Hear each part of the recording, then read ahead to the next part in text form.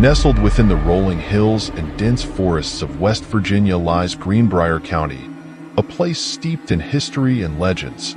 Among its many tales, one story stands out, a chilling narrative that has been passed down through generations, known as the Ghost of Greenbrier County. This is a tale of love, betrayal, and justice from beyond the grave, and it begins in the winter of 1896. Elva Zona Heaster was a young woman full of life and dreams, living in the small town of Meadow Bluff, Greenbrier County. She met a drifter named Erasmus Stribbling Trout Shoe, who was known to most as Edward. Edward was a blacksmith by trade, a man of striking appearance and charm. Zona was smitten, and despite the warnings from her mother, Mary Jane Heaster, she married Edward within weeks of their first meeting. Mary Jane had an uneasy feeling about Edward from the start. Her motherly intuition told her something was amiss, but Zona was determined to follow her heart. They moved into a modest house on the outskirts of town, and for a brief moment, it seemed Zona had found happiness. On January 23, 1897, tragedy struck. A young boy, sent by Edward on an errand, discovered Zona's lifeless body at the bottom of the stairs in their home. She was laid out with her legs together, one arm by her side, and the other arm across her chest. Her head was slightly tilted to one side. Dr. George W. Knapp, the local physician and coroner, was called to examine the body. Edward was inconsolable, cradling Zona's head and wailing in grief. His behavior was so erratic that Dr. Knapp could only perform a cursory examination, noting an odd looseness in Zona's neck. The cause of death was listed as everlasting faint, later changed to childbirth, despite no signs of pregnancy. Mary Jane Heaster was devastated by her daughter's sudden death. Her grief soon turned to suspicion. She prayed every night for her daughter to reveal the truth. For weeks after the funeral, Mary Jane's prayers were answered. According to Mary Jane, Zona's spirit visited her over 4 nights, recounting the horrors she endured. The apparition described how Edward was abusive and cruel. On the night of her death, an argument over dinner led to Edward flying into a rage. He strangled Zona, breaking her neck. To demonstrate, the ghost turned her head completely around.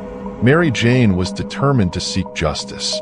She shared her story with local prosecutor John Alfred Preston, who, despite initial skepticism, agreed to investigate further. Zona's body was exhumed on February 22, 1897, in the presence of Dr. Knapp and 2 other physicians. This time, the examination was thorough. They discovered that Zona's neck had indeed been broken, and her windpipe was crushed. The ligaments were torn, and there were finger-shaped bruises on her neck. The evidence was clear. Zona had been murdered. Edward Shue was arrested and charged with the murder of his wife.